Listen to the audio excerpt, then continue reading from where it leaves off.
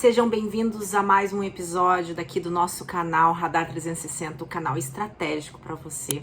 E hoje eu vou falar uma coisa que todo mundo me pergunta e mais do que isso, me chamam para falar, porque aqui na região, em Santa Catarina, no norte de Santa Catarina, eu fui a primeira a ter um grupo formado de influenciadores. Isso aconteceu há 5 anos.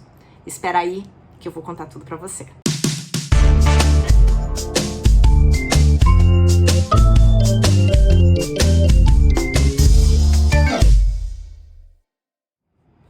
Então, tudo começou há 5 anos atrás, quando eu fui chamada para ser gerente de marketing ali do Garten Shopping. E na entrevista me perguntaram quem eram os influencers da cidade. Bom, há 5 anos atrás todo mundo sabe que não se falava muito nisso. Eu citei realmente o nome dos colunistas sociais e foi isso que ela tinha também em mente.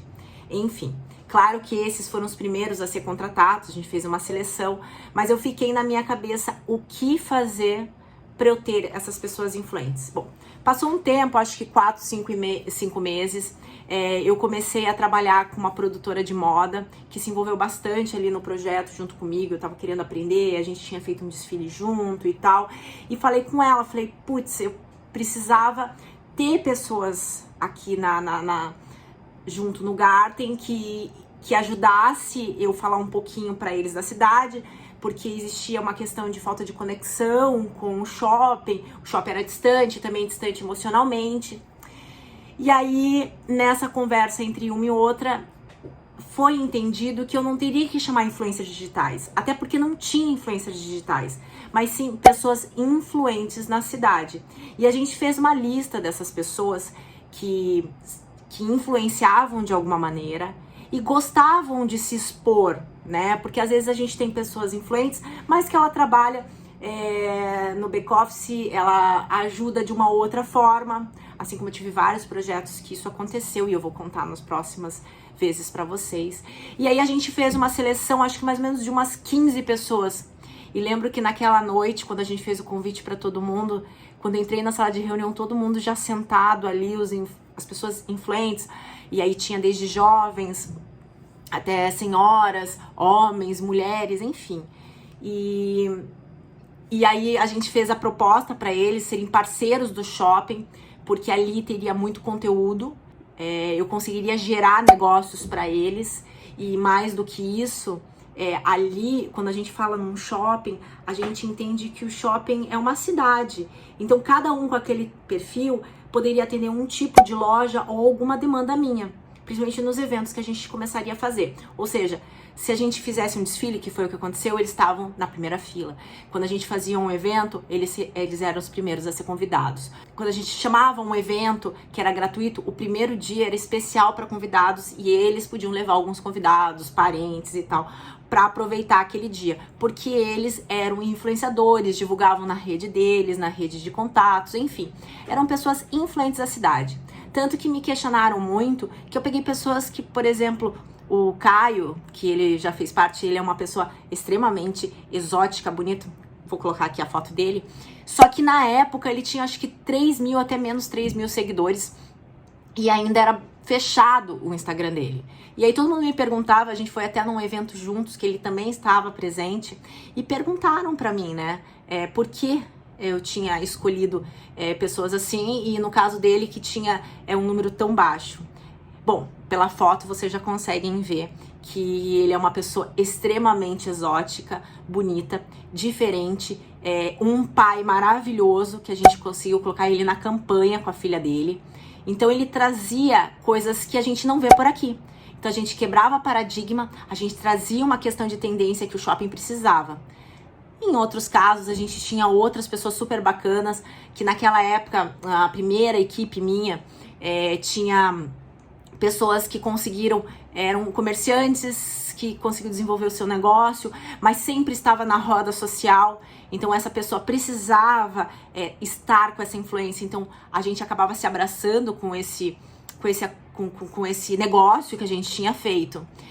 Tinha muitas meninas que estavam começando também nas redes sociais e estavam querendo falar sobre moda, sobre tendência e precisavam de conteúdo. E o que eu mais tinha era conteúdo para oferecer para elas, né? Com todas aquelas lojas e motivos para eles estarem em primeiro lugar. O bacana que foi que desses 12, eu acredito que 12 ou 15, saiu só 3 que não curtiu ou que estavam em outro momento da carreira deles. E aí a gente começou a fazer esse trabalho e começou a aumentar o número de pessoas que queriam participar.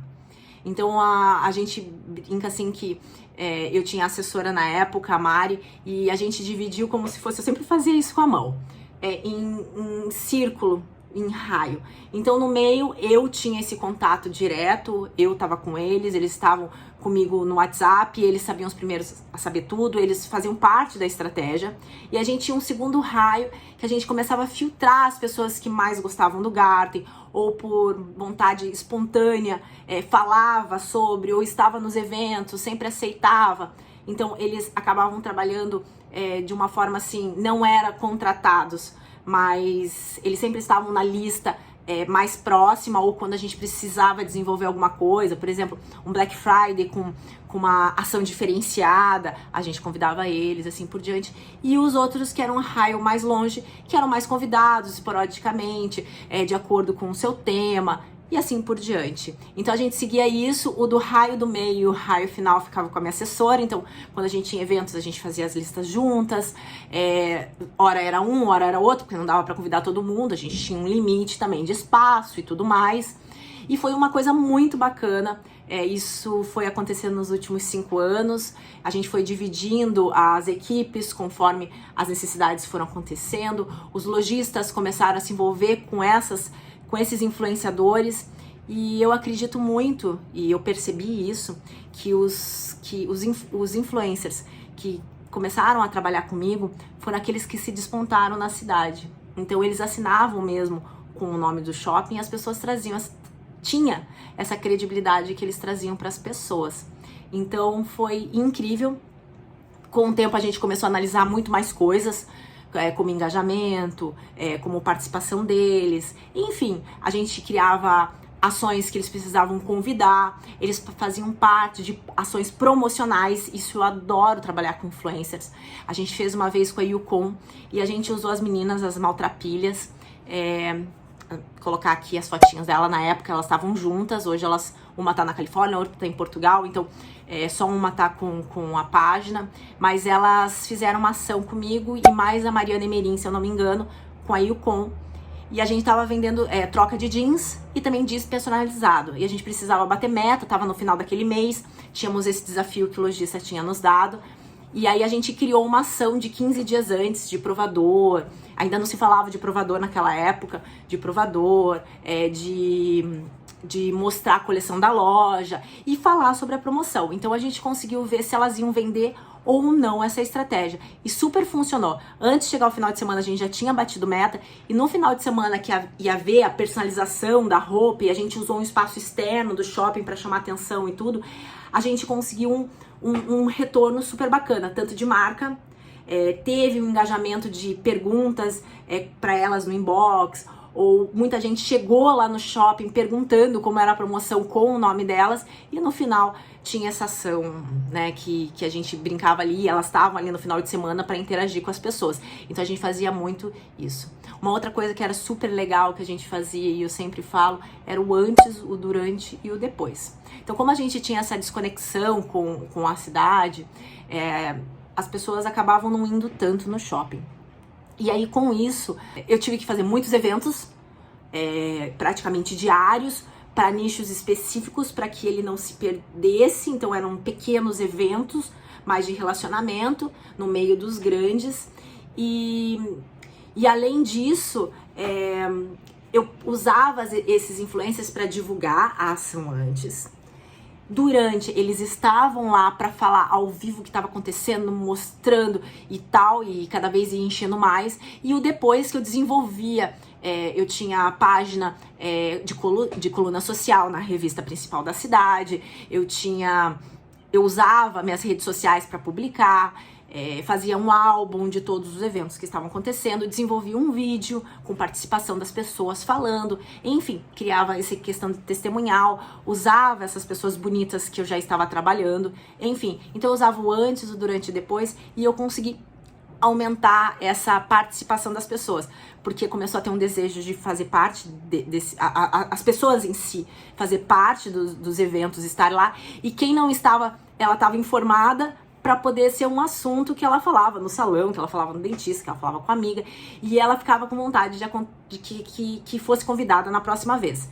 Então foi super bacana, os influencers foram extremamente importantes para cá.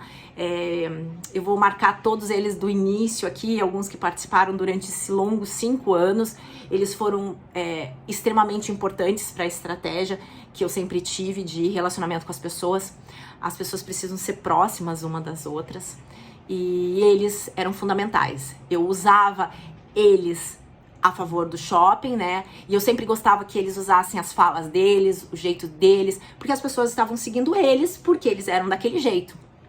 E quando eles estavam lá, eu conseguia mostrar eles dentro do Garten, né? Então foi super bacana, foi sempre uma parceria saudável. Tive crianças que choravam, que queriam participar, e esse era um cuidado que eu tinha extremamente, um cuidado com as crianças. Elas precisavam se divertir, não era uma coisa por obrigação, então elas ficavam muito à vontade para desenvolver aquilo que elas queriam, participar daquilo que elas participavam, enfim, elas estavam mais, realmente, elas estavam brincando, e aí elas faziam com que gerasse essa interação das mães e das outras crianças verem.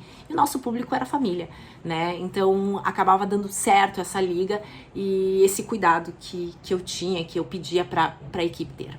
Bom, é isso, podia falar aqui horas e horas, mas a ideia é que a gente fale pequenos assuntos. A gente já chegou aqui em quase 12 minutos de conversa. Quem quiser saber mais, coloca aqui que eu vou falar um pouco.